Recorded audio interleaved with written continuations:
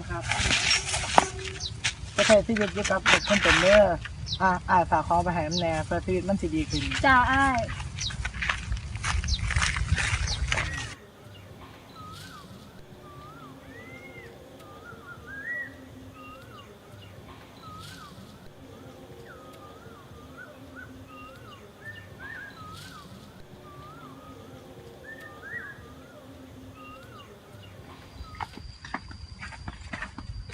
อ้ายมานั่งอยู่นี่เองหาต้องบักโดนหนึ่ง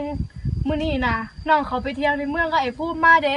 ไอ้ภูมิบ้าไปกินของกินมาบักหลายอย่างหนึ่งทั้งเซเว่นเซนแมคโดนัลด์MKอิ่มเบลนี่ไอ้ภูมิน่ะเราฝากของมาให้อ้ายน้ำเด้นี่ของฝากไอ้ภูมิเราฝากมาให้ใส่เด้อชีวิตอ้ายสิได้ดีขึ้นอ้ายเป็นหยังคือเฉยชากับน้องแท้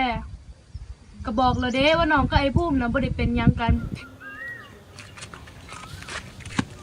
อ้ายคือเฉยชากับน้องแท้อ้ายเสียจากไหนอ้ายก็บอกมาไปยังอ้ายคือมาป่าคือบ่เว้าน้องฮักอ้ายเด้อ้ายบ่ฮักน้องละบ่เขาเลิกกันจ้ะ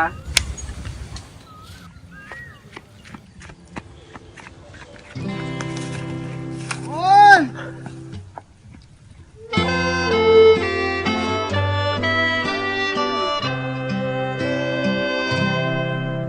บ่เครียดเลยแม้ว่าเจ้าทิมอายมันบ่ตายดอกแค่เจ้าไม่แค่บ่ได้เป็นผู้แพ้ก็เพราะว่าอายบ่ได้แข่งกับไผ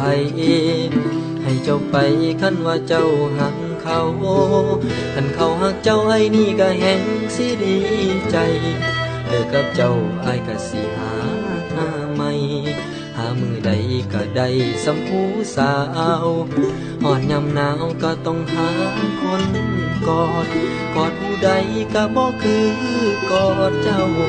กอดคนใหม่คิดฮอดคนเก่าคิดฮอดเจ้าสู้เขาคนอื่นบ่ได้ฝืนความรู้สึกแค่คิดพอแค่อายคิดเห็นแค่คิดพอเจ้าเป็นจังใดน้อผู้สาวเก่าอายโอ้โอ้โอ้โอ้ละน้อบ่ได้หักแค่ใจอายมันคิดฮอดเจ้าหลายเดลาคิดฮอดแหงยามกินเหล้ากินหอบเจ้ายามไอ้เมา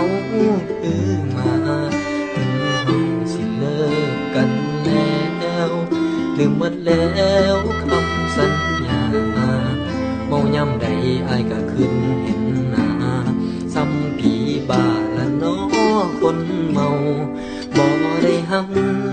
แค่ใจอายมันแค่คิดฮอดหลายกลัวเก่า